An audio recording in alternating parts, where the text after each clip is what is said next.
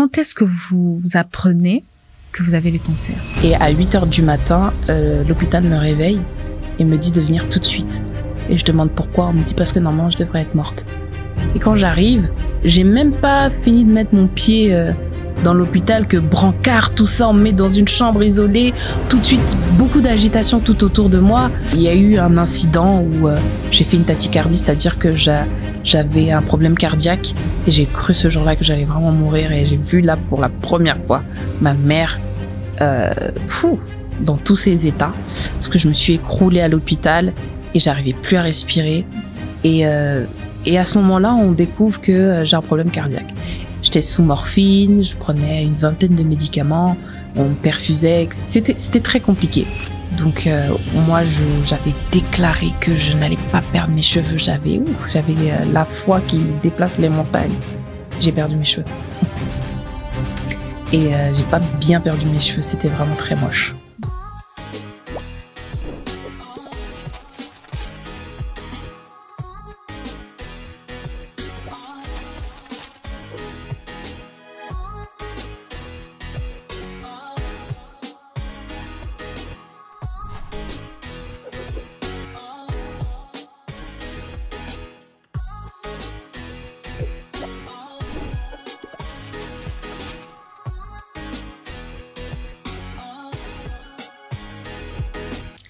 Notre invitée du jour est entrepreneur, maman, chrétienne, bien plus et une survivante du cancer. Nous sommes heureux aujourd'hui sur le plateau de Meta Raconte de recevoir pour vous une invitée assez spéciale avec une histoire assez particulière. Aujourd'hui encore, nouvelle histoire, nouvelle invitée. Qui est-elle? Pourquoi elle est là? C'est quoi son histoire? Nous allons ensemble les découvrir. Bonjour Madame Charlotte. Bonjour Déborah. Vous allez bien? Très bien, et vous-même? Ça va, je suis très heureuse de vous avoir sur les plateaux. Merci. Ça sera une émission un peu comme la première fois qu'on puisse recevoir une dame. Je peux dire une guerrière. Vous êtes vraiment une guerrière. Vous avez vraiment combattu contre une très grande maladie. On aura le temps d'en parler. Mais avant tout, est-ce que vous pouvez vous présenter pour ceux que vous connaissent pas? Alors, je suis Charlotte Micha-Kalala. Je suis maman. Je suis serial entrepreneur. Par la grâce de Dieu, j'essaie de me développer sur plusieurs secteurs d'activité, ici au Congo et en France. Et je suis la fondatrice également de Congo na Paris, une plateforme qui vise à attirer la diaspora à rentrer, construire le pays. Et qu'est-ce qui vous a motivé d'abord, avant que l'on revienne un peu sur votre parcours, votre histoire, de mettre en place cette plateforme? Alors en 2010, je suis venue au Congo pour la première fois. Et à cette époque-là, je pensais que le Congo était un grand village avec des singes et des léopards qui se baladaient en plein centre-ville. Je pensais que c'était un pays où il n'y avait que la guerre. Et je suis venue sous un coup de challenge comme ça. Et je me suis rendu compte que le Congo était loin de ce que l'on m'avait dit. Il y avait un écart entre la réalité et ce que je pouvais imaginer. Et donc, c'était important pour moi de montrer un autre regard. Okay. Donc j'ai commencé par le social, un petit peu comme tout le monde, l'humanitaire, et puis à force d'échanges et de réflexion, je me suis dit que c'était important de montrer le Congo fort, le Congo résilient et le Congo qui gagne. Waouh, ok. Mais avant tout, on aimerait bien un peu comprendre quel type d'enfance vous avez eu. Vous avez grandi en France, j'imagine, je sais pas, la belle vie, ou bien on dit tout le temps les gens qui sont en Europe, eux, ils souffrent pas, ils sont bien. Quel type d'enfance vous avez eu? Alors, dire que je n'ai pas souffert et que j'ai souffert, ça dépend du regard. Alors moi, je dirais que j'ai une enfance pas simple. Je dirais, j'emploierais plutôt le terme pas simple. J'ai eu un papa qui était très très sévère et très strict et très dur. Mais aujourd'hui, je pense quand même que cette dureté, cette sévérité a fait aussi la femme rigoureuse que je suis aujourd'hui. Donc c'était un mal pour un bien, on peut dire ça comme ça. Puis très jeune, on a manqué de rien. Et puis ensuite, mon père est devenu pasteur. Donc il s'est mis à 100% à l'église. Et là, c'était autre chose. Donc on a commencé un petit peu à manquer, mais nos parents se sont toujours battus pour que on ait toujours de quoi manger et de quoi se vêtir. Ensuite, à 19 ans, je pense, si je me trompe pas, j'ai quitté la maison. Pas des meilleures façons. J'ai quitté la maison et j'ai connu un petit peu tout. J'ai connu le manque, et j'ai connu l'abondance. Et donc j'ai pas eu une vie très simple. J'avais tendance à dire à Dieu, mais Seigneur, tu vois bien que déjà l'enfance était comme ça. Surtout quand j'ai eu le cancer, je me suis dit non, c'était pas juste, mais je suis chrétienne, comme je l'ai dit au début, et toute chose concourt au bien de ceux qui aiment Dieu, donc le bon comme le mauvais. Et toutes ces épreuves ont formé la femme que je suis aujourd'hui. Pourquoi vous avez quitté la maison à 19 ans? Comme je l'ai dit, mon père était très dur. Okay. Et aujourd'hui, ça va très bien avec mon père, mais c'est vrai que dans les familles de pasteurs, parce que mon père est pasteur, très souvent, les familles de serviteurs également, que ce soit l'homme ou la femme, la servante ou le serviteur privilégie sa famille, son foyer, privilégie, le ministère plutôt que sa famille, son foyer. Et bien évidemment, ça crée toujours des cassures, des blessures et un sentiment de rejet, d'abandon. Et voilà, je pense qu'aujourd'hui, c'est important aussi que tous ceux qui sont appelés à servir Dieu puissent avoir une formation à ce niveau-là et de se rappeler que ses premiers fidèles, en fait, ce sont ses enfants, c'est sa femme, et que l'environnement familial est très important. Quand on rate l'éducation de ses enfants, quand on rate de créer un bon environnement pour son enfant, on lui crée des blessures, et ces blessures auront un impact terrible sur ses relations futures et sur son positionnement dans le monde. Mais quand vous quittez la maison à 19 ans, vous partez où exactement? Je pars chez ma meilleure amie, en écrivant une lettre à mon père. Et moi, j'étais convaincue de faire ce qui était bien pour moi. Et aujourd'hui, je suis parent. C'est clair que si mon fils il fait ça, je comprendrais pas. Mais quand on est enfant, quand on est jeune, on pense qu'on connaît tout, on pense qu'on sait tout, on pense qu'on prend les meilleures décisions. Je dirais pas que c'était pas une bonne décision. Je pense que c'est important aussi pour moi que je prenne cette décision. Mais en tant que maman aujourd'hui, je comprends que les parents ne font pas exprès de faire des erreurs, ne font pas exprès de prendre des mauvaises décisions ou des décisions dures. Quand ils les prennent, ils sont convaincus que c'est le meilleur pour nous. Et donc, je privilégie en fait le dialogue. Il faut vraiment parler avec l'enfant pour comprendre les besoins de l'enfant, pour comprendre où est-ce que notre enfant en est, et réussir à l'accompagner du mieux qu'il soit pour ne pas créer des fugues en fait. Parce que c'était quelque part une fugue. D'ailleurs, ça me fait penser à quelque chose. Moi, j'ai ma grande sœur, j'ai aussi une petite sœur. Récemment, je réfléchissais, je me disais, quand on grandissait, tu vois, ma grande sœur, on n'est pas super proches dans le sens où on parle pas de tout et de rien. Et parfois, je me dis, on est trop distante. Elle est parfois très dure quand on grandissait. Mais maintenant, là, je me rends compte, je me dis, en fait, c'est un peu normal que je puisse me dire qu'elle est méchante ou elle me comprend pas parce que elle est grande, elle a vécu des choses avant moi que moi, peut-être, à l'époque, je comprenais pas. Aujourd'hui, je comprends un peu mieux. Quel est le message que vous pouvez lancer à ces jeunes filles-là qui se retrouvent peut-être dans cette situation où ils sont peut-être entourés des gens qui trouvent très durs, ils trouvent qu'on leur fait du mal, c'est pas bien, pourquoi on m'interdit de sortir, pourquoi on veut pas que je fasse ci, pourquoi je dois pas vivre, au fait? Quels sont les messages que vous donnerez à ces personnes qui ont même l'impression de se dire, mes parents ne m'aiment pas, mes frères ne m'aiment pas? Quel est le message que vous leur donnerez? Moi, ce que je peux dire, c'est que lorsqu'on met des interdictions, ce n'est pas pour torturer un enfant. C'est pour le protéger, le préserver. Le monde est méchant. Et c'est en grandissant, en ayant des blessures et des expériences qu'on se rend compte que le monde est méchant. Alors très souvent, on va nous dire que l'expérience nous enseignera mieux que les conseils.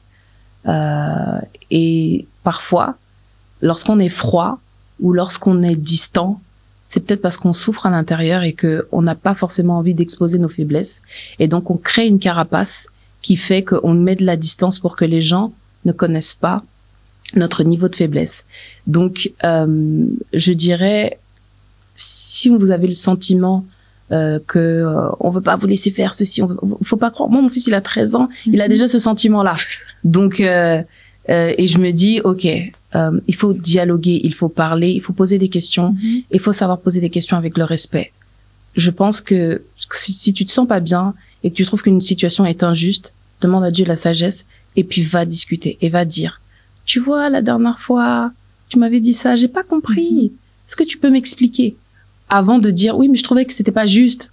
Avant d'émettre un jugement, faut voir comment parler de façon diplomatique et demander à comprendre. Et peut-être qu'en nous expliquant, tu vas comprendre que, ah oui, en effet. Peut-être qu'en expliquant, tu vas comprendre que la personne, elle se fait une erreur, une fausse idée de ta personne. Et c'est à ce moment-là que tu vas lui dire, mais en fait, je suis pas comme ça. Je suis comme ça, comme ça. Et ce sont tes actes aussi qui vont rassurer. Parfois, quand on est jeune, on se rend pas compte que notre insouciance montre aux yeux des autres notre irresponsabilité ou notre légèreté. Parce qu'on fait pas attention, mais chaque acte a une définition et a une conséquence. Et parfois, ceux qui ont plus d'expérience arrivent mieux à le voir que nous qui sommes en train de le vivre dans le présent. Ah oui, c'est réel. Alors, vous quittez la maison à 19 ans. Comment ça se passe, la vie? Hormis le nid parental, si je vais dire comme ça. Je quitte la maison à 19 ans. Je suis chrétienne, née, grandie à l'école. Donc, je commence d'abord par faire ma vie. Parce que j'avais beaucoup de blessures. Et je commence d'abord par me dire que peut-être que le monde est bien. Et puis très vite, je me rends très vite compte que y a rien d'intéressant. Et mais c'est compliqué parce que j'avais beaucoup de blessures. J'avais énormément de blessures et à l'époque, je ne comprenais pas le terme restauration. Et la restauration a pris beaucoup de temps. Je suis passée par des phases de tentative de suicide, d'isolement. J'ai essayé un peu tout pour essayer de trouver du réconfort ou de combler les manques que j'avais. Et pourtant, j'étais née, grandie à l'église. Alors, on me disait souvent que Jésus va combler les manques. Et puis, je priais, je pleurais, je demandais à Jésus de combler les manques. Et je me sentais toujours vide. Et je ne savais pas, je me sentais vide de quoi. Et il a fallu que je tombe enceinte pour comprendre pour comprendre un petit peu c'était quoi ce vide. Et mon fils a comblé une partie de ce vide-là. Donc c'est vrai que c'était scandaleux.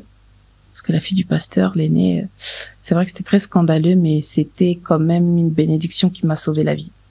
Donc après ça, j'ai appris à être responsable. Avant que vous puissiez avancer, j'aimerais bien qu'on se mette d'accord. C'est pas parce que vous vous sentez vide, seule, blessée qu'il faut aller tomber enceinte. Hein? Non, non, mais en fait, j'ai même envie de dire, je déconseille.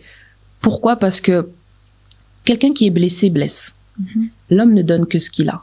Alors quand tu es blessé, tu n'es pas, et que tu sens que tu as un vide en toi et que tu fais un enfant, tu vas lui donner aussi ce vide-là. Ce que les gens oublient, c'est que quand tu ne vas pas bien mentalement, spirituellement, psychiquement, tu ne fais que redonner à ton enfant la même chose et tu vas reproduire les blessures qu'on t'a fait à ton enfant involontairement. C'est pour ça que c'est très important de comprendre, de poser des questions, de dialoguer et de comprendre quand tu vas mal.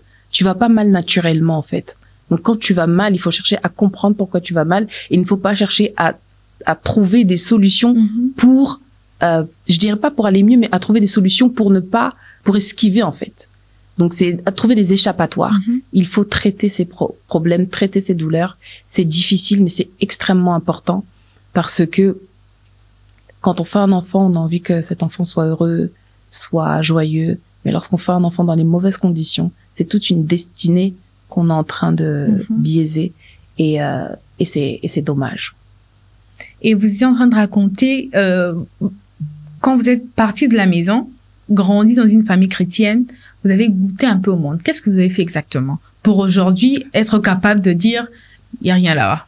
J'ai tout fait. Bon, tout fait, c'est un grand mot. J'étais pas non plus, c'était on va dire plus des sorties, c'était plutôt ça. Et puis, c'était fréquenter des personnes qui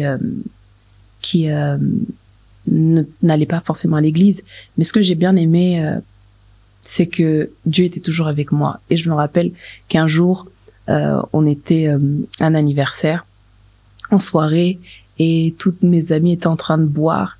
Et quand moi j'ai voulu commander mon cocktail, il y a un de mes camarades de classe qui me dit non, toi tu peux pas. Il me dit toi t'es Jésus toi. Je les regardais. Il me dit oui, toi t'es une sœur toi. Il faut pas que tu fasses ces choses comme nous. Et c'est là à ce moment-là je me suis dit carrément ce sont les autres qui me rappellent mon identité. C'est un peu la honte, non? Et mes amis m'avaient dit non, nous quand on sort on veut pas que tu sois là. Ok. J'ai dit ok, je vais aller là où on veut bien de moi. C'est comme ça que doucement j'ai commencé en plus à me concentrer sur mes études, à me concentrer sur mon travail et que je retourne à l'église. Comment ça se passe lorsque vous tombez enceinte? D'abord, comment vous l'apprenez? C'est compliqué. Mais quand je l'apprends, j'ai fait un accident. Je me retrouve à l'hôpital, on m'examine. Je me rappelle, à un moment donné, je suis allongée et le médecin vient me voir. Je suis dans une clinique privée et il me dit, bon, bah, mademoiselle, c'est positif. Et là, je commence à paniquer. Je dis, mais comment ça, je peux pas avoir le sida? C'est pas possible, ça arrive qu'une fois. Et donc, je commence à paniquer et il me dit, non, je parle pas du sida, en fait. Je lui dis que vous êtes enceinte. Je dis, non, mais là, c'est même pas possible, en fait. Vous racontez n'importe quoi, non. Il me dit, non, vu le taux de bêta, je sais pas quoi, machin, vous êtes vraiment enceinte et c'est de plusieurs mois. Et là, mon monde s'est écroulé. Et je me suis dit, c'est pas juste. Il y a plein de filles qui font n'importe quoi. Et puis, quand ça tombe sur moi, je me dis, c'est pas juste. Et c'est vrai que j'ai fait une très grosse dépression. Parce que tout mon monde s'écroulait. J'étais en école de commerce, j'avais mon propre appartement, j'habitais à Puteaux, enfin, pour ceux qui connaissent Paris, enfin, j'étais bien. J'avais mon petit monde, ma petite vie, j'étais bien, et puis c'était l'époque où j'étais très imbue de ma personne. Donc j'étais Charlotte Kalala, la jolie, intelligente. Et c'est vrai que j'avais beaucoup de douleurs, de souffrances, etc. Mais j'avais créé une grosse carapace qui était magnifique. Et là, c'était la douche froide. Donc c'était dépression. Et en fait, comme j'avais fait un accident, on s'est rendu compte que j'avais une déchirure dans l'utérus. Donc c'était compliqué. On me disait qu'il fallait m'opérer, que j'étais en train de faire une fausse couche, donc qu'il fallait pas paniquer, que j'allais perdre le bébé, mais que j'étais jeune. Il y avait potentiellement des chances que je puisse avoir un autre enfant plus tard, mais en même temps, ils étaient pas sûrs, vu la déchirure que j'avais dans l'utérus. Donc, du coup, ça commençait à être un petit peu très compliqué. Et c'est parce que c'est devenu très compliqué qu'on a été dans l'obligation d'informer mes parents. Parce que du coup, ma vie était en danger. Pour mon père, c'était la fin du monde. Ma mère, c'était compliqué, mais elle m'a... Bon, c'est une maman, hein. Et on m'a dit pendant 12 jours que je devais patienter parce que le bébé allait partir, vu qu'il était beaucoup trop décollé, qu'il allait partir naturellement. Donc, je reviendrai dans 12 jours pour qu'on voit au niveau de la déchirure, si on m'opère, qu'est-ce qu'on fait, où est-ce qu'on en est. Donc, ça a été 12 jours un peu difficiles, très difficiles, de grosses dépressions.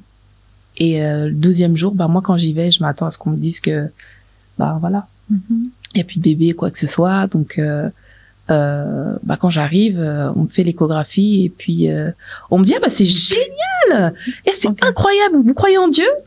Oui. Et vraiment, ce bébé s'est battu, il s'est accroché, il s'est recollé naturellement. On comprend pas.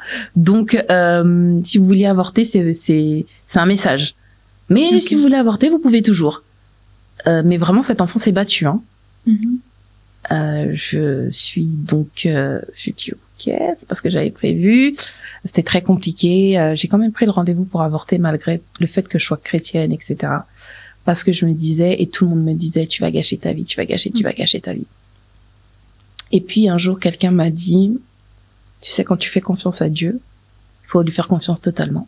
Et je me suis dit, Seigneur, avec toutes les filles qui font de bordel, elles n'ont rien. Moi, tu fais ça. Ça veut dire que tu as permis. Et donc, je me rappelle que ce jour-là, j'étais dans la neige. Je me suis mise à genoux dehors. J'ai levé mes mains et j'ai dit à Dieu, si tu as permis que cet enfant vienne, que la honte passe sur moi. Les insultes passeront sur moi. Je vais le garder et toi, tu vas gérer. Parce qu'en plus, à l'époque, je voulais pas avoir d'enfant. Je me disais que j'aurais un enfant à 38 ans. Je n'ai même pas encore 38 ans aujourd'hui. Pourquoi 38 ans? Je suis l'aînée d'une famille nombreuse, ça n'a pas été facile. Donc, les cris des enfants, tout ça, là, je pouvais même pas porter les bébés. Je me rappelle même que mon dernier frère, quand il dormait avec moi, je dormais sur lui. Donc, mes parents étaient scandalisés. Donc, pour ma famille, quand on a dit que j'étais enceinte, ils se sont dit, mais elle va le tuer. Donc, j'ai dit à Dieu, je te fais confiance. Et peu importe le niveau de honte que j'aurai, si tu permets que l'enfant y reste, tu vas gérer. Et je rends grâce à Dieu parce qu'il a tellement bien géré. Il m'a tellement aidé que Aujourd'hui, vraiment, mon fils, c'est vraiment une bénédiction, une vraie bénédiction. Mais vous dites quand vous étiez enceinte, vous faites une prière à Dieu, vous êtes chrétienne, mais entre la fois où vous avez fugué parce que ça n'allait pas, votre relation avec le Seigneur, comment c'était? Boitante. Vous savez, quand vous réfléchissez beaucoup, vous dites que il y a des réalités que je vis et ce que l'on m'enseigne dans la parole de Dieu qui ne sont pas cohérents. Et du coup, c'est très compliqué de rester ferme dans sa foi. Et j'avais pas forcément de personnes à côté de moi pour m'accompagner. Et puis, on vivait un peu dans une double vie. Il y a la vie que tu peux pas raconter parce que faut préserver le ministère, faut préserver le témoignage. Et à ce que tu vis réellement. Donc, c'est cette petite souffrance où je sais que plein d'enfants de pasteurs sont dedans, où on sait pas vers qui se retourner, on grandit dans ça et puis on est meurtri. On évolue dans la souffrance, dans la douleur. Et aujourd'hui, je sais que c'est moins comme ça avec les serviteurs de Dieu parce que les enfants de pasteurs commencent un peu plus à en parler. Mais être enfant de pasteur, c'est pas facile. Les gens s'attendent, j'aime bien dire que les gens pensent qu'on prend le petit déjeuner dans le ciel avec les anges. Et puis, de temps en temps, on est en lévitation, on jeûne tous les jours. Non, on est des êtres humains comme tout le monde avant. On a une pression de nos parents, on a une pression de la société. Et mon père mettait énormément de pression sur moi. Fallait prier, mais que tu saches, que tu veuilles ou pas, tu dois prier, tu dois être à l'église. C'était très difficile. Mais quand est-ce que vous vous reconnectez à Dieu? Je me reconnecte à Dieu quand je tombe enceinte, bien sûr. Parce que moi je pensais que j'allais être humiliée, que j'allais être vilipendée, etc. Alors que pas du tout. J'ai reçu beaucoup d'amour. J'ai reçu beaucoup d'amour à un tel point où les gens ont même exagéré. Ils ont dit non, c'est pas elle, c'est impossible, c'est le diable. Et j'ai eu beaucoup d'amour. J'ai vraiment eu beaucoup d'amour. Mon fils a été très bien accueilli. Pour mon père, c'était très difficile, mais après, il a vraiment assuré avec mon fils. Donc c'était ça aussi, hein, le fait que vous savez quand j'étais petite et que il y avait des problèmes avec mes parents, je disais à Dieu, si tu es Dieu, fais comme ça. Et Dieu faisait. Okay. Et là, c'est la même chose. J'ai dit à Dieu, si tu es Dieu. J'avais mis mes mains sur mon ventre parce que j'ai fait un déni aussi. Donc, c'est seulement vers la fin de mon 6e mois que j'ai accepté ma grossesse. Et donc, à ce jour-là, quand j'ai entendu pour la première fois le cœur de mon fils battre, et que je l'ai entendu et mon fils a bougé pour la première fois à la fin de mon 6e mois. C'est quand même un peu grave. Mais ce jour-là, en fait, j'ai dit à Dieu que si tu es Dieu, tu feras ça, et cet enfant sera comme ça. Et tout ce que j'ai demandé à Dieu pour cet enfant, il m'a donné au-delà. Mais vraiment au-delà. Okay. Donc c'est vraiment parmi les choses qui ont fait que je me reconnecte à Dieu. Après, c'est pas facile. Des fois, on se déconnecte, on se reconnecte.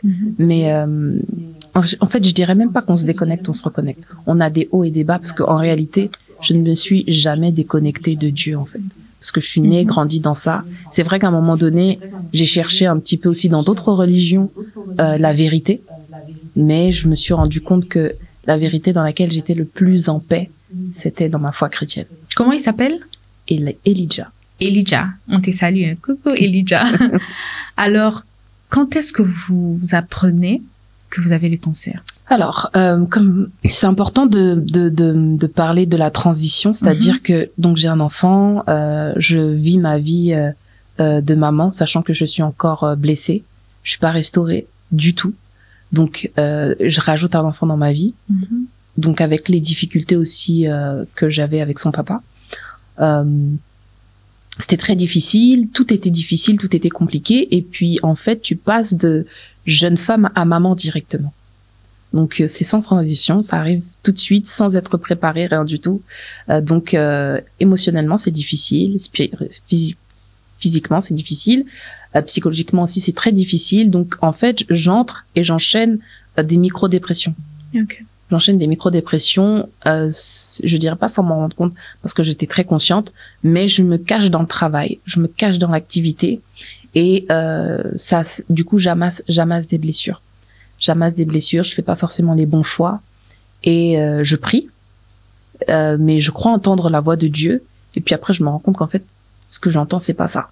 Du coup, je me retrouve vraiment dans une confusion qui est un peu compliqué, où je suis dans une extrême souffrance et je n'arrive pas à l'exprimer, je n'arrive pas à en sortir, et je décide de faire un break, de venir au Congo, où je me déconnecte de tout. Je viens avec mon fils et je me dis ok, on va venir voir si on peut s'installer ici. En rentrant en France, je me suis dit je vais faire un break aussi avec ma famille pour essayer de me déconnecter totalement et reconstruire une autre vie. Sauf que même pas une semaine après que je sois rentrée en France, mon beau-frère décède. Alors c'était terrible parce qu'on s'est vu avant qu'il décède. On s'est dit voilà, on va aller, on va se voir, on doit parler de ça, parce que justement il cautionnait pas le fait que j'ai décidé de couper les ponts, et je lui ai expliqué pourquoi, et il me dit non. Il me dit vas-y, je pars en vacances et quand je reviens on va en discuter. Et moi je pars en vacances de mon côté, et là il arrive ce drame-là. Je suis l'aînée dans ma famille, j'étais pas présente, donc c'est moi qui porte un petit peu le deuil. Accompagner ma sœur, être avec elle tous les jours, c'était hyper traumatisant. Et puis c'était la première fois aussi, donc franchement c'était trop compliqué. Et on sort, je dirais même pas on sort du deuil, Noël arrive, c'est compliqué, et fin d'année, ma sœur fait une grosse crise. En fait, c'est comme si ton cœur est tout le temps comme ça, et c'est très difficile. Elle vivait chez moi en plus, donc du coup, je l'entendais crier. Donc il y avait mes blessures à moi qui devaient se taire pour l'accompagner, parce qu'elle avait ses blessures. Elle criait dans les coussins. C'était plusieurs mois où c'était physiquement un environnement invivable. Et donc du coup, la fin d'année arrive, je tombe malade. Mais moi, je me suis dit que je suis tombée malade. En fait, c'était la charge. Je me suis dit que voilà, c'est la charge de tout ça. C'est venu, voilà. Et donc, je tombe malade. On me dit que c'est la grippe aviaire, qui n'existe plus depuis un moment. Ok. Je fais plusieurs allers-retours à l'hôpital. On comprend pas pourquoi. On trouve plein de maladies bizarres, mais rien de grave. Donc, je fais une mission ici au Congo avec mon entreprise. Pardon. Et du coup, j'arrive plus à lever mon bras. J'arrive plus à m'habiller seule. Ça devient très compliqué. J'ai une très grosse douleur au niveau du bras, de l'épaule, et j'ai une petite boule. Mais je me dis que c'est rien de grave. Mais ça devient de plus en plus douloureux. Donc malheureusement, je suis obligée d'écourter ma mission, rentrer en France, parce que j'ai trop mal. Je vais voir un médecin. On me dit de faire des examens. J'ai une de mes meilleures amies qui est médecin, qui est rhumatologue. Elle me voit et elle me dit je t'envoie tout de suite des ordonnances. Elle m'envoie des ordonnances, je fais des examens et on me dit écoutez, on va vous interner, comme on dit, on va vous hospitaliser. Et encore même dans mon hospitalisation, il y avait la main de Dieu, parce qu'il n'y avait pas de place. Il n'y avait pas de place, mais on a trouvé une place pour moi. Donc normalement, tu viens à l'hôpital, tu fais tes examens, tu rentres et tu vas à l'extérieur pour faire le reste de tes examens. Moi, ils m'ont pris pendant une semaine, ils m'ont fait des examens. Un jour, ils me disent vous avez entre une infection ou un lymphome. Je sais pas ce que c'est un lymphome, donc je me dis ok, donc forcément j'ai une infection. Et puis il y a une maman pasteur qui me donne un livre qui est 365 jours de prière, et je me suis dit bon pendant toute la semaine où je suis là, je vais me mettre à méditer. Et je médite, et j'avais décidé que j'allais ouvrir le livre au hasard. Et en fait, j'ouvrais au hasard, et quand je ouvrais le matin, ça me donnait une prière. Et tout ce qui avait été écrit dans le livre arrivait dans la journée. Et je me disais, waouh, c'est extraordinaire. C'est la magie. Et parce que je ne l'ouvrais pas, vraiment, j'ouvrais comme ça. Je priais même pas avant d'ouvrir, je l'ouvrais comme ça au hasard. Et on faisait les examens, et puis un jour, je l'ouvre par hasard, et la prière, c'est vous êtes guéri du cancer. Et là, par contre, j'ai pleuré. Là, j'ai pleuré, j'ai beaucoup pleuré, parce que j'ai dit non, tu peux pas me faire ça, Seigneur. Tu peux même pas, il faut même pas oser. Et le lendemain matin, quand l'infirmière entre dans ma chambre, je vois qu'elle n'est pas bien, elle est très triste, et je lui dis, je sais déjà, mais ça va aller, mon Dieu va me guérir. Elle me dit non, mais vous voyez, dans ce genre de situation, les gens ne se réveillent pas souvent. Donc là, je comprends que ok, c'est déjà ça, sachant que pendant toute la semaine, les gens devaient entrer dans ma chambre avec des gants, des écharpes, enfin des tuniques transparentes de protection, des chapeaux, des protections. Et parce que soi-disant j'étais peut-être contagieuse. Et donc déjà l'infirmière elle rentre sans rien dans ma chambre, donc je me rends compte que je ne suis pas contagieuse. Et elle est triste et elle me dit moi j'ai rien à vous dire, ce sont les médecins qui doivent vous informer de ce que vous avez. Le médecin entre dans ma chambre et elle me dit vous allez sortir ce week-end et vous allez passer du temps avec votre famille et vous allez revenir lundi et je vous donnerai votre diagnostic le lundi. J'ai dit c'est pas la peine, vous pouvez me le dire aujourd'hui, je sais que j'ai le cancer. Elle me dit c'est pas à moi de vous le dire, c'est à votre hématologue. Donc tout de suite déjà le vocabulaire il commence à évoluer. On parlait de l'info, on parlait d'hématologue. On est en 2019, il y a Google, hématologue, cancer. Ok. Donc bizarrement j'avais pas eu peur sur le coup. Je me suis juste dit je réalisais pas et je me suis dit Dieu va me guérir. Il y a même pas moyen. J'ai dit en fait on est encore en deuil. Moi j'ai dit il y a même pas moyen, Dieu va me guérir, il y a pas en fait il y a pas de choix. Je sais pas. Et du coup je me maquille. Et j'appelle ma meilleure amie pour lui dire écoute viens parce qu'on viens. Et le médecin me dit rentrez chez vous, passez le temps avec votre fils, etc. Revenez lundi. J'ai dit écoutez, donnez-moi mon verdict. Aujourd'hui c'est mieux, comme ça je vais aller informer ma famille. Non mais j'ai dit vous inquiétez pas, je suis forte, ça va aller, ça va bien se passer.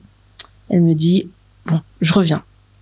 Et donc je fais mes affaires, je me prépare pour rentrer.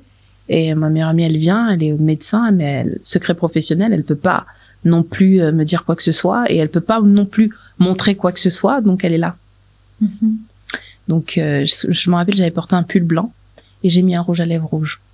Et je lui ai dit, tu sais, si j'ai le cancer, je serai la plus jolie femme qui ait le cancer.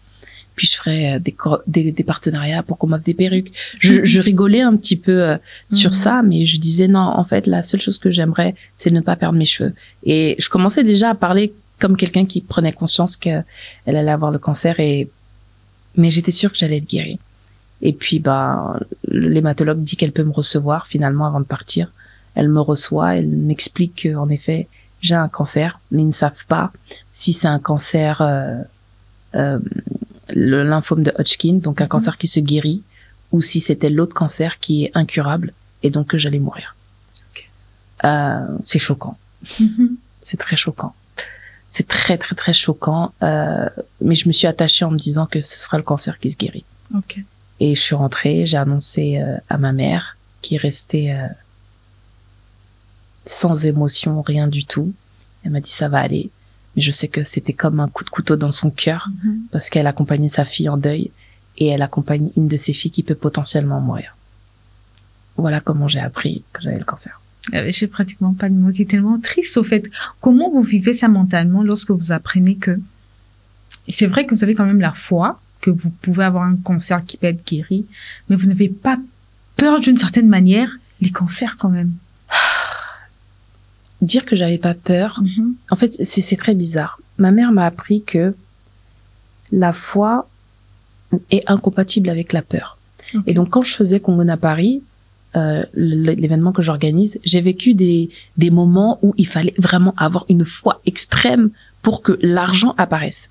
Donc, je me suis dit, Dieu m'a tellement démontré des miracles incroyables au niveau de l'argent que là, au niveau de ma santé, faut que j'expérimente ça aussi.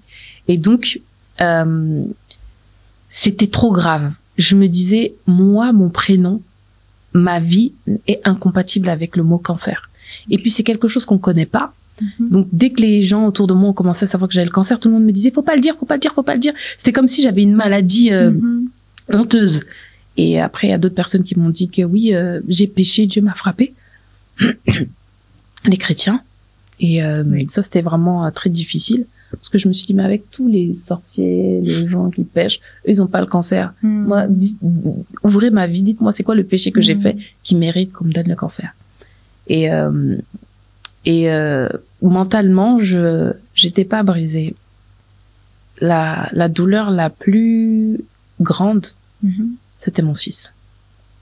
c'était de me dire que si je pars, il va rester. Alors, c'était pas possible que je parte. C'était pas possible que je parte et que je le laisse seul. C'était inconcevable.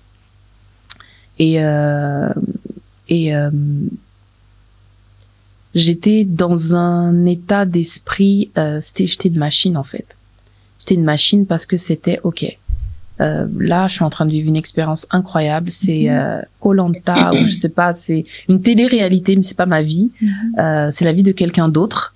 Mais moi, je vais accompagner l'autre Charlotte, parce que moi, Charlotte, je suis guérie, je suis en très bonne santé, mais celle qui est malade, on va l'accompagner et ça va bien se passer.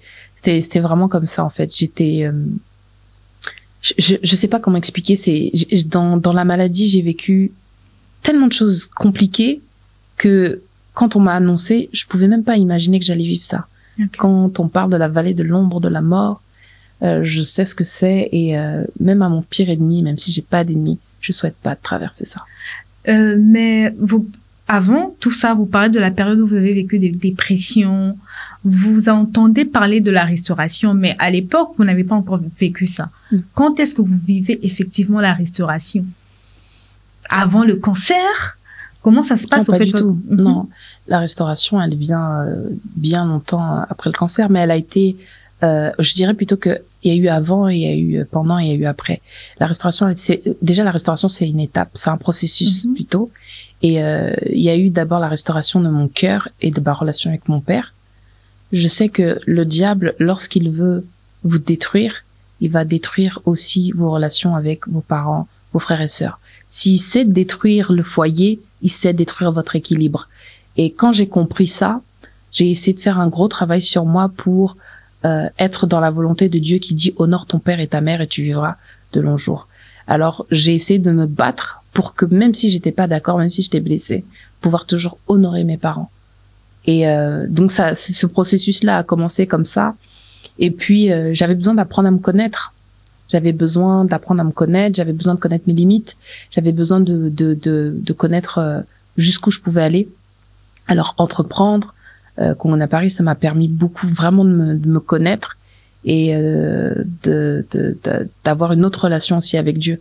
Donc, je dirais que c'était vraiment un processus. Et le fait que Dieu, et j'aime bien dire ça, Dieu a toujours honoré ma foi. C'est ça qui a fait que je lui fasse toujours confiance et que je cherche à aller mieux, de chercher à lui laisser de la place pour qu'il puisse me restaurer. Ensuite arrive la période où vous entrez en traitement. Comment ça se passe? Quand on rentre en traitement, au début, on ne sait pas ce que c'est. Okay. Donc, moi, j'avais déclaré que je n'allais pas perdre mes cheveux. J'avais la foi qui déplace les montagnes. J'ai perdu mes cheveux. D'accord. Et j'ai pas bien perdu mes cheveux. C'était vraiment très moche. Au début, j'avais un cancer qui se guérit, donc tout allait bien. Enfin, tout allait bien. J'avais pas une grosse chimio. C'était très difficile, très difficile, mais c'était gérable parce qu'en fait, j'avais aussi la masse qui me faisait très mal. J'étais sous morphine, je prenais une 20aine de médicaments, on me perfusait. C'était très compliqué, mais c'était gérable. Quand je le vivais, pour moi, c'était ingérable, mais ce que j'ai vécu après fait que je peux dire que c'était quand même gérable. Et du coup, j'avais des jours de quand j'avais la chimio, c'était pendant 4 jours, je parlais pas, je mangeais pas, je ne me déplaçais pas et je passais tout mon temps à gémir. Et je sais que ça, c'était quelque chose qui a vraiment traumatisé ma famille parce que j'ai pris aussi conscience de ce que c'est le souffle de vie. Le souffle de vie, c'est ce qui nous permet de marcher, de parler, d'être. Et quand je sentais que mon souffle était faible, je me sentais aussi que je pouvais pas parler, pas marcher, je pouvais pas être. J'étais totalement dépendante des personnes qui étaient autour de moi et c'était très déstabilisant et j'étais comme ça pendant 5 jours. Et après le 5e jour, c'était la résurrection. Et là, j'allais un peu mieux. Et après, pendant 3-4 jours, j'allais très bien. Et là, je sortais. Je conduisais, on me disait arrête de conduire. Je faisais ma vie, je profitais parce que je prenais conscience du souffle de vie. Vraiment.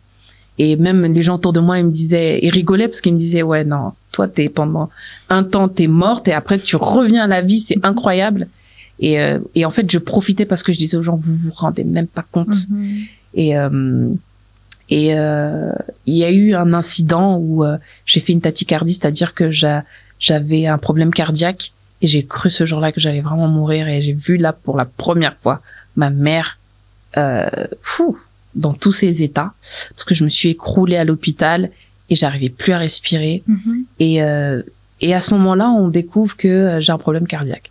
Et donc, comme on découvre que j'ai un problème cardiaque, on me fait quand même mes examens pour savoir où est-ce qu'on en est au niveau du cancer. Et puis, on se rend compte que la masse, elle a diminué, que le cancer est moins agressif.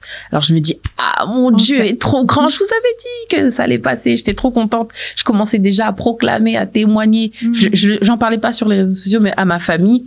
J'étais très positive. Je disais, non, ah, Dieu, il est trop fort. Ah, non. Et mon patron, il m'a dit, Dieu va te guérir, mais c'est pas à toi de décider quand est-ce qu'il va te guérir. Le miracle, tu l'as déjà. Maintenant, il va se manifester dans ta vie au temps de Dieu. Et il me disait, tu verras, faut pas en fait être pressé et dire à Dieu, Dieu va me guérir à tel moment. Fais-lui confiance et laisse-lui faire. Et moi, j'ai dit, non, il a permis, il va me guérir là, et là, je suis guérie. J'étais tellement contente et tout. Et donc, je vais faire Congo-Na Paris en 2019. J'étais sous chimio, j'étais très faible, mais j'ai fait l'événement et je me suis dit, parce que je sais que ça va bien se passer. Et l'événement, c'était la meilleure édition. Alors, c'était tellement bien que je me suis dit, non, ça, c'est un signe de Dieu. Dieu veut me montrer qu'il est avec moi. Et donc, le lundi, le Congo-Na Paris, c'est samedi et dimanche. Et le lundi, du coup, j'ai rendez-vous à l'hôpital pour faire mon scanner. Quand je vous dis que je suis partie à l'hôpital comme ça, là, quand j'étais en train de faire mon scanner, j'avais les mains comme ça, les pieds croisés. J'étais là en train de dire, vous connaissez pas mon Dieu. Dans mon cœur, j'étais là, vous allez voir, un miracle incroyable. Et donc, je fais l'examen le lundi.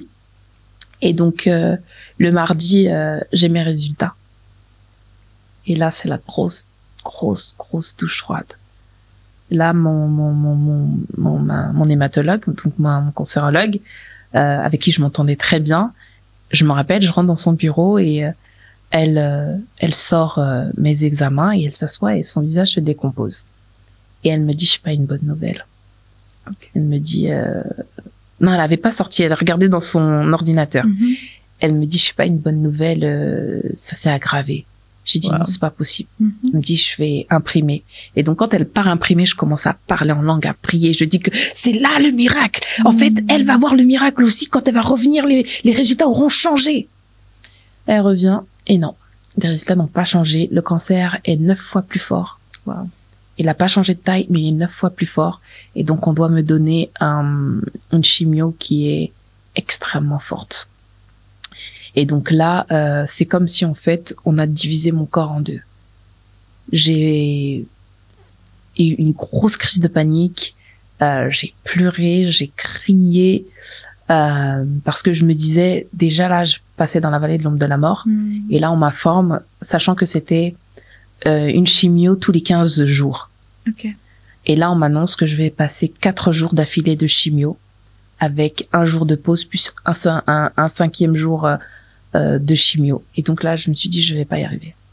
C'est pas possible. Comment je vais faire pour ça? Je le faisais un seul jour.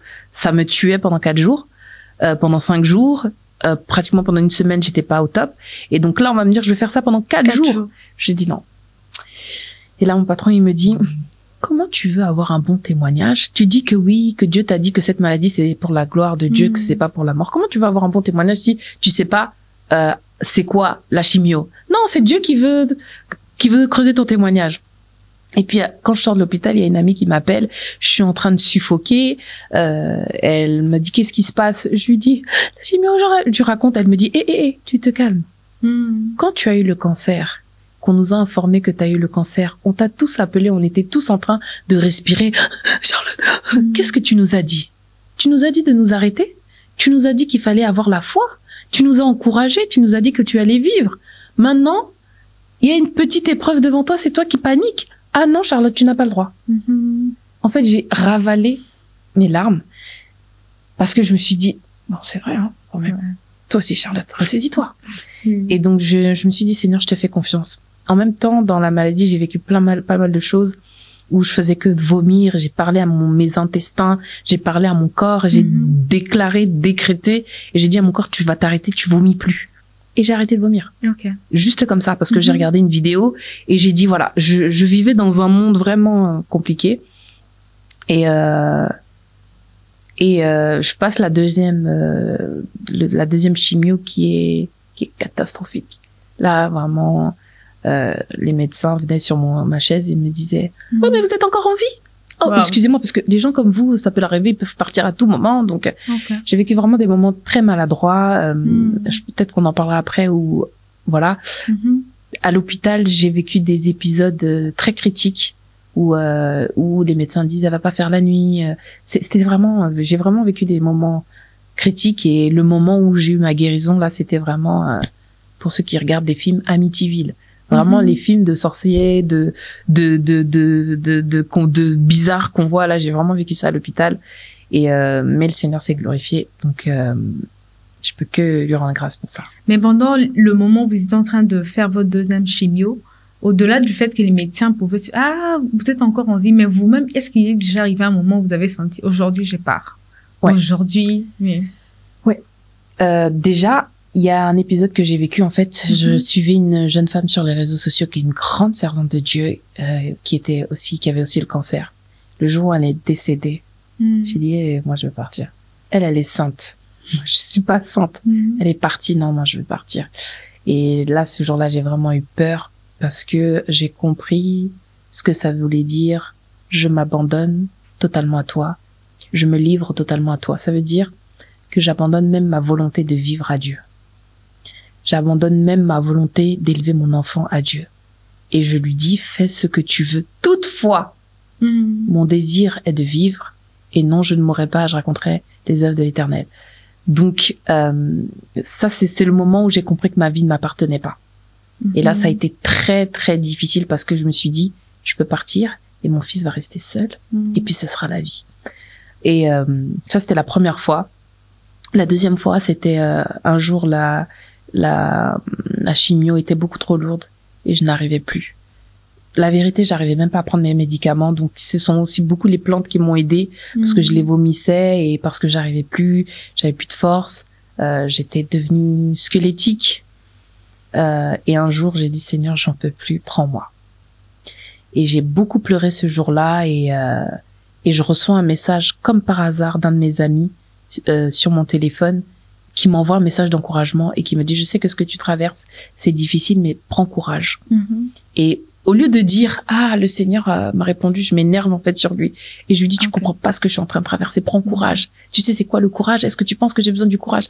Je l'ai enchaîné, mais lui, il est resté sur ses réponses pour m'encourager. Et puis, j'ai pris mon téléphone, je l'ai jeté sur mon ordinateur. Je ne sais pas comment, ça a fait play sur YouTube et ça a mis un culte en direct. Et pendant le culte en direct, il disait que le Seigneur va te guérir, machin. Je me suis arrêtée, je me suis dit, oh, c'est quoi ça encore? Les trucs qu'on voit dans les films. Voilà, je me suis dit, oh, bon. Dans ma détresse, j'ai dit, bon, je vais écouter. Et j'écoute. Et c'est à ce moment-là que j'ai fait un acte de foi et c'est là que ma guérison a commencé parce que j'ai été guérie aussi de façon surnaturelle. Comment se passe vraiment l'étape de la guérison? Alors justement, ce jour-là, le pasteur dit prenez une offrande et faites un acte de foi et dimanche prochain vous allez venir témoigner. Donc on est le dimanche. Moi je suis chez moi, je dis quoi, bon, je fais une offrande, je prends mon téléphone et je fais une offrande en ligne. Et puis je refais une deuxième et j'écris offrande de rachat de ma santé. Je le fais en ligne et puis je dis dimanche prochain je viendrai témoigner. Quelque chose qui était improbable, mais je le dis comme ça. Et on est dimanche et le culte se termine, je me sens un peu mieux, ma sœur revient parce qu'elle était partie à l'église et je fais 41 de fièvre. Et donc elle panique et je lui dis non t'inquiète pas, je me sens bien. Elle m'aide à prendre une douche, etc. Je vais dormir et à 8h du matin, l'hôpital me réveille et me dit de venir tout de suite. Et je demande pourquoi, on me dit parce que normalement je devrais être morte. Pourquoi? Parce que le samedi j'ai fait des examens.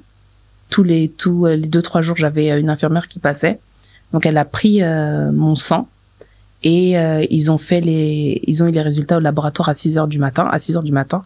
Et donc là, ils viennent d'avoir les résultats et je n'ai plus de globules ou je sais pas quoi. Enfin, en gros, elle m'expliquait que elle sait même pas comment ça se fait que je suis encore en vie. On doit absolument me faire un don, c'est comment on appelle ça? Une transfusion, exactement. Et donc, on me dit qu'on va me faire une transfusion. Et moi, je dis, mais non, moi, je veux le sang de Jésus.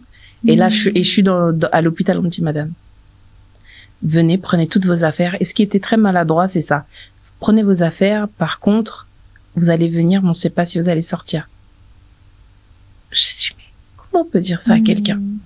Moi, je prends tout mon temps. On m'appelait à 8h, je suis sortie de chez moi à midi.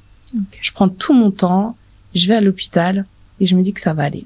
Et quand j'arrive, j'ai même pas fini de mettre mon pied dans l'hôpital que brancard, tout ça, on me met dans une chambre isolée. Tout de suite, beaucoup d'agitation tout autour de moi. Ma famille arrive. Moi, je suis en calme et bon, ils me mettent la perfusion et puis on me dit, voilà, on va vous hospitaliser en fait, c'était une zone pour les personnes à grand risque. Donc, n'importe quoi pouvait me tuer. Donc, il fallait que je sois isolée. D'accord. On me fait monter, on me dit qu'on va me donner des antibiotiques et tout. On me donne aucun antibiotique. On me monte dans une chambre à 14h et jusqu'à 17h, on ne me donne rien. L'infirmière qui était là, il faisait très chaud. Et donc, elle arrivait pas à mettre ses gants de protection et ses tenues de protection pour entrer dans ma chambre. C'est une faute professionnelle parce que en entrant dans la chambre des autres malades, elle pouvait venir me ramener des microbes. Et donc moi, comme j'ai mon amie, je lui envoie un message et je lui dis, si tu ne viens pas maintenant, je vais mourir aujourd'hui. On ne m'avait même pas donné d'eau, rien du tout. Okay. Et donc, elle arrive, bref. Et l'infirmière s'excuse et puis on s'occupe de moi, on me donne mes médicaments. Et là, on est lundi. Et moi, je dis à mon médecin, vous allez voir, avant la fin de la semaine, je vais sortir parce que dimanche, je dois témoigner à l'église. Okay. Et en fait, du coup, eux, ils se disent, elle commence à divaguer, la petite dame. Et elle me dit, bah non, vous allez pas. J'ai dit, si. Elle me dit, non, en tout cas, c'est sûr et certain. Déjà, jeudi, vous êtes là, vous avez un examen. J'ai dit, non, mais moi, dimanche, je témoigne à l'église. J'ai dit, mais vous verrez. J'ai dit, vous verrez. Je suis obligée de le dire. En fait, je me disais, fallait que je le dise fort pour que tout le monde entende. Je leur ai dit, je vais guérir et je vais sortir. Et elle me dit, Madame Charlotte, vu votre état, vous êtes toute cette semaine avec nous. Et on espère que vous serez encore là. Et je préfère que vous soyez là. Ok, d'accord. Donc, je rentre, on me laisse dans ma chambre. Il se passe tellement de choses tous les jours. Je lis le livre, je continue de le lire. Et puis on est lundi. Le mardi, on me fait des examens. Et le mercredi, on devait faire l'examen pour voir où est-ce qu'on en est au niveau de mes cellules cancéreuses. Et le mardi, il arrive un truc incroyable. Je dors et je me réveille en plein milieu de la nuit. Et là, je vois que la porte de ma chambre s'ouvre, mais il y a personne. J'étais pas du tout en train de rêver. Je suis très consciente que j'étais très éveillée. Et donc, la porte de ma chambre s'ouvre, la fenêtre de ma chambre s'ouvre, et je vois une silhouette qui s'approche de moi et qui a le visage de l'infirmière. Okay. Mais sauf qu'elle est en noir comme dans les films. Je me suis dit, je dois être en train de rêver. Et puis, je me rends compte qu'en fait, je ne rêve pas. Et en fait, la personne s'approche de moi et prend la perfusion, m'étrangle. Je me suis dit, mais attends. En fait, le temps de me rendre compte, je me dis, mais attends, il y a un problème parce qu'en fait, je suis réveillée. Qu'est-ce qui se passe? Et j'essaie de crier, on ne m'entend pas. Okay. Et je me reste en paix et je me dis, ok, je me suis dit, bon, ça doit être un truc du diable. Peut-être je rêve, je sais pas. Et j'ai dit, Satan, vouloir ou pas, tue-moi, demain je ressuscite. Est-ce que tu vas maintenant? Okay. Et puis, bizarrement, une fois que, voilà, j'ai crié dans mon cœur, la porte s'est fermée, tout s'est fermé. Et donc, du coup, je me suis dit, j'étais en train de dormir, c'était un cauchemar. Réveille-toi, Charlotte. Et en fait, je vois qu'en fait, je suis bien réveillée. Alors, ce que je fais, je prends mon téléphone et j'appelle mon père. Il répond pas. J'appelle ma mère, elle répond pas. J'appelle tout le monde, personne ne répond. Je me dis, en fait, même quand je suis en train d'appeler, c'est dans mon rêve. Et donc, du coup, je panique. Je me suis dit, non, en fait, ça s'est vraiment passé. Et donc, je me mets à prier et je me rendors. Le matin, je me réveille et je me dis, c'était un cauchemar. Mais je regarde mon téléphone et j'ai bien passé les appels. Okay. Je me dis, ok. Du coup, j'appelle ma mère, je lui explique et tout ça. Elle me dit, non, peut-être que c'est un rêve. Je lui dis, non, c'était pas un rêve. Et donc là, on est quel jour? Mercredi.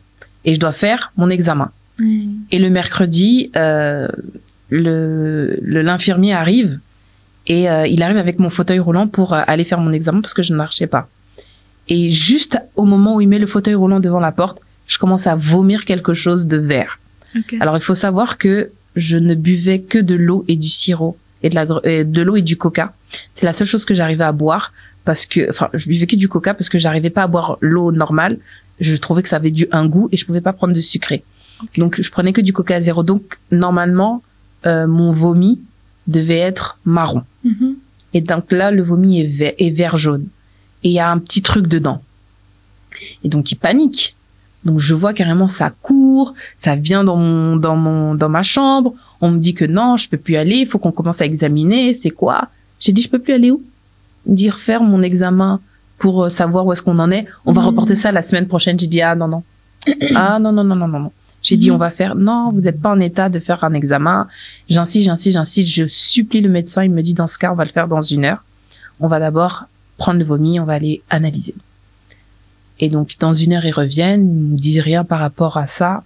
Et finalement, on accepte de m'envoyer faire mon examen. Là, j'ai pas du tout fait l'examen, bras croisés, quoi que ce soit, non. Mm-hmm. J'étais vraiment dans l'intercession et je disais à Dieu qu'il faut qu'il se passe quelque chose. Et quand je sors de là, douleur du sommet de la tête jusqu'à la plante de mes pieds, une douleur intense, on sait pas ce que c'est.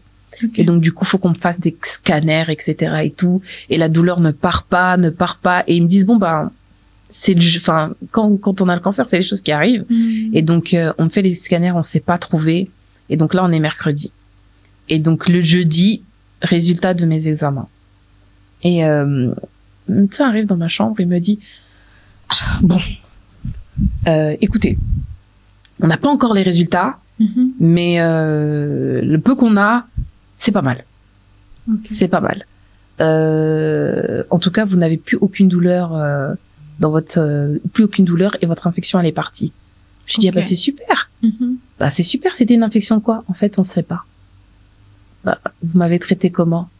Écoutez, on vient de se rendre compte qu'en fait, l'infirmière avait oublié de vous donner vos antibiotiques. Ok. Je dis d'accord. Donc en fait, depuis tout ce temps, j'ai guéri comment? On sait pas. Et comme on sait pas, on va vous garder en observation aujourd'hui parce que votre état de santé est très bien. Mais on vous garde en observation aujourd'hui pour comprendre en fait qu'est-ce qui s'est passé. Et je dis je savais ouais. Et donc on me garde le jeudi et donc moi je suis très contente et on me dit si tout va bien vendredi vous pourrez rentrer chez vous. Et là je dis waouh, je peux rentrer chez moi vendredi. Mais ils me disent par contre vous devrez revenir lundi pour les résultats. J'ai dit non, moi je dois témoigner dimanche donc je dois avoir les résultats. Il me dit non mais ce sera lundi. Donc le vendredi donc le jeudi je reste et bizarrement j'ai regardé la télé pour la première fois. J'étais vraiment en paix et le vendredi je me prépare dans la joie à rentrer chez moi. Je rentre chez moi mais je sais pas pourquoi je suis très contente. OK. Et je rentre chez moi, je mange et pendant que je mange, on m'appelle. Et là on m'appelle c'est le secrétariat de l'hôpital, c'est pour vous dire que votre radiothérapie est programmée. Et je leur dis attendez, si vous dites radiothérapie, c'est que chimiothérapie c'est fini. Elle me dit moi je sais pas, on m'a juste dit de vous programmer. Je me dis ça c'est un bon signe. Elle me dit mais peut-être que vous allez continuer mais c'est juste qu'on veut programmer. Je me dis non, c'est un bon signe. Et puis il y a un médecin qui m'avait dit mais peut-être vous devez être morte, qui me dit écoutez j'ai vu un peu vos examens, c'est pas mal mais moi je crois que vous devriez faire une dernière chimiothérapie de consolidation. Et je lui dis docteur, si je la fais je vais mourir, j'ai plus de force, j'ai plus rien, j'ai même plus j'ai plus rien. Si je la fais là je vais partir, je pourrais pas. Et il me dit non mais vous devrez quand même la faire. J'ai dit si je fais encore 5 jours vous allez me perdre. Il me dit oui vous devrez quand même le faire. Alors j'appelle ma mère et je lui dis maman le médecin m'a appelé mais je voulais t'informer que je ne ferai pas la dernière chimio et je t'appelle pour que tu me soutiennes. Okay. Et lundi, quand je vais le dire au médecin, je veux que tu me soutiennes. Je vais faire confiance à Dieu. C'est un choc pour ma mère. J'appelle mon amie et je lui dis je sais que t'es docteur, mais je ne ferai pas la dernière chimio. Elle me dit Charlotte, si le docteur dit qu'il faut que tu la fasses, t'as déjà traversé pire. J'ai dit j'aurai pas la force. Je le sens que si je le fais, je vais partir. Elle me dit ok, on va t'accompagner dans ta décision. Et donc, je me dis, je sais que lundi, on va m'appeler pour me dire que je devais faire une chimio de consolidation, mais voilà. Et puis, 1 heure après, là, il y a mon hématologue, elle m'appelle. Je me dis, mais ils sont trop agités aujourd'hui sur moi. Et elle me dit avec une voix, écoutez, Madame Charlotte, Madame Kalala, écoutez, il y a beaucoup d'agitation autour de votre dossier. Je vais pas vous faire traîner, ce n'est pas la peine de venir lundi, vous êtes en rémission, il n'y a plus aucune cellule cancéreuse dans votre corps. Et là, j'ai crié, j'ai pleuré et on n'était que vendredi. Et j'ai dit, waouh, dimanche, je pourrais témoigner. Et c'est comme ça que le dimanche, j'ai témoigné. C'est vrai qu'après, j'ai fait la radiothérapie, etc. Mais juste le fait qu'on me dise qu'il n'y a plus de cellules cancéreuses, alors qu'il y avait encore une chimio à faire, et que, en réalité, le protocole de base qu'on m'avait donné n'était pas terminé. Donc, je devais continuer. Mais Dieu a fait grâce. Ah, quel témoignage, vraiment. Envie de dire Amen. C'est Dieu qui est fort. Ouais. Alors après ça, comment se passe? Parce que je sais que, comme vous avez dit à un moment, quand vous vivez une situation difficile, vous comprenez l'importance de bien travailler, d'être en bon terme avec la famille. Comment est-ce que vous appréhendez la vie après cette période de maladie? Après ça, on pense pas aux autres, on pense à soi. Mais en fait, c'est 5 ans après plutôt que je peux parler différemment et je peux analyser mon comportement. En fait, j'ai vécu comme quelqu'un qui avait perdu du temps. Et donc, j'ai vécu dans la précipitation, dans le sens où je voulais tout faire. Parce que je me suis dit, si Dieu m'a donné encore une chance, c'est que je peux tout faire et que je dois tout faire. Mais c'était à double tranchant. Parce qu'en faisant tout, je me suis surmenée. J'ai emmagasiné, j'ai fait beaucoup de choses en si peu de temps. Et émotionnellement aussi, je me suis pas aidée. Donc, j'ai envie de dire, c'est que ce qu'il faut comprendre, c'est que oui, c'est une deuxième chance, mais en fait, la vie, c'est pas une course. Et si vous ne prenez pas soin de votre cœur, si vous ne prenez pas soin de vous spirituellement, psychologiquement, votre corps vous le rappellera. Et le cancer, ça n'arrive pas qu'aux autres. C'est pas un mbassou, c'est pas une malédiction. La Bible dit, mon corps est le temple du Saint-Esprit. Ça veut pas simplement parler de fornication, quoi que ce soit. C'est aussi le fait de prendre soin de soi, émotionnellement, psychologiquement. Quand on ne le fait pas, on crée de la rancœur, on crée de la rancune, on crée des maladies. Et moi, je pense que c'était ça. Le trop-plein que j'avais a impacté ma santé. Et quand je suis sortie, j'ai pas très bien compris la leçon tout de suite. Je pensais que je l'avais comprise, mais avec le temps, je me rends compte que je l'avais pas compris. Et puis, j'étais aussi très déboussolée parce que quand j'avais vécu comme une machine et que je m'étais battue pour vivre, une fois que tu vis, tu es déséquilibré, en fait. J'avais perdu beaucoup de repères. J'avais fait une dépression encore post-cancer. Et puis j'ai avancé dans ma vie, mais il y a quelques temps, une personne m'a aidé à comprendre en fait les manquements que j'avais émotionnellement en allant chercher dans mon enfance. Et donc c'est comme ça que j'ai vraiment moi-même entrepris aussi un processus de restauration, que ce soit avec le père de mon fils, que ce soit avec mon père, que ce soit avec mes sœurs. Et depuis, mon cœur, mon âme sont, je dirais pas totalement restaurés, mais vraiment, c'est autre chose et je sais que je peux plus tomber malade. Mais quel est le meilleur conseil que vous pourriez donner aux personnes qui passent par une situation similaire à la vôtre, la dépression, problème de santé et en famille, rien ne va? Quel est le meilleur conseil que vous avez retenu de cette expérience-là?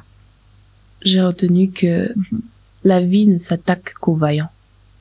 Donc, si tu es en dépression, si tu souffres, c'est que t'es quelqu'un. Et c'est que le plan qui est prévu pour toi, c'est que ta destinée est grande. Et le meilleur moyen de ne t'empêcher de vivre ta destinée, c'est de te déstabiliser. En fait, si tu n'es pas équilibré et si tu es concentré sur des problèmes, tu ne seras pas concentré sur les solutions et tu ne seras pas concentré sur la solution que tu es et là où tu dois aller. Et la vie, elle est faite de plus et de moins, de positif et de négatif. Rien n'existe individuellement. À partir du moment où il y a des problèmes, il y a des solutions. À partir du moment où il y a des temps de galère, c'est qu'il y a des temps de joie. À partir du moment où il y a des temps de souffrance, c'est qu'il y a des temps de belles récoltes. Alors, je dirais d'être stratégique avec sa propre vie. Quand tu sais que la saison est compliquée, réjouis-toi. Parce que ce qui arrive derrière est plus grand que ce que tu es en train de traverser. Aujourd'hui, c'est un peu ça. C'est humain de pleurer, c'est humain d'être faible, mais faut pas déprimer. Et ne encore moins rester dans la dépression. Aujourd'hui, qu'on soit chrétien, qu'on soit africain, le mot déprime, c'est un truc de blanc. Et pourtant, on est nombreux. Enfin, ils sont, parce que je suis plus dans ça, nombreux à être dans ça. Et je pense qu'il faut arrêter, en fait, de diaboliser, en fait, cet état et plutôt le prendre au sérieux. Parce que des femmes de pasteurs, des chrétiens, des religieux qui se suicident, ça existe. Donc, c'est pas que oui, le diable, non, c'est qu'il y a des gens qui ont des grandes souffrances, qui ne savent pas l'exprimer, qui ne savent pas trouver de solution et qui choisissent la facilité. Alors, j'ai vraiment envie de dire à quelqu'un, ce qui ne te tue pas te rend plus fort. On aime le dire comme un slogan, mais c'est une réalité ferme, véridique et puissante. Et si tu le comprends, eh ben, tu vas te servir de toutes tes faiblesses, de toutes tes blessures, pour en faire des opportunités et pour vaincre et pour résister, pour être la meilleure version de toi, en fait. Ouais, petit à petit, on tend vers la fin, malheureusement. On a largement dépassé le temps. Mais j'aimerais quand même que l'on puisse un peu parler de votre retour au pays. Quand est-ce que vous êtes venu vous installer ici? Comment ça se passe en quelques minutes? Alors, j'ai fait un retour au pays, mais je suis vraiment très entre la France et Kinshasa parce que ce que j'aime bien dire, c'est que le retour au pays, c'est pas forcément s'installer, tout couper, s'installer définitivement. Pour moi, le retour au pays, c'est prendre la décision de construire, prendre la décision de retourner pour visiter, découvrir, s'impliquer et investir dans son pays natal.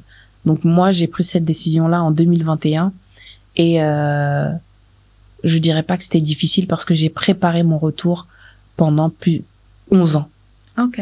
Et lorsque le retour est préparé, il y a énormément de choses que l'on vit beaucoup plus aisément.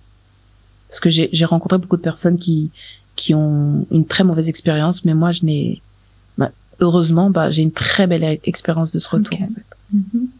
Et ça se passe bien. Comment la vie à Kin par rapport à la vie que vous avez en France là-bas?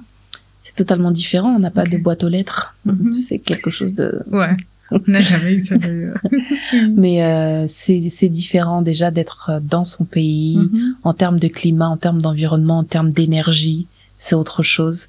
On vit en Europe. En Europe, on est limité. On a ce plafond de verre professionnel qu'on n'arrive pas à dépasser. Ici, c'est le pays des opportunités. Tout est possible à celui qui croit et celui qui ose. Et en même temps, c'est le pays où tout peut dégringoler du jour au lendemain. Donc, c'est un pays très challengeant. Mais je me dis toujours, quand je vois les Occidentaux qui viennent dans ce pays-là, qui est censé être en guerre depuis des années, et qui est censé être extrêmement dangereux. Bon, aujourd'hui, c'est différent.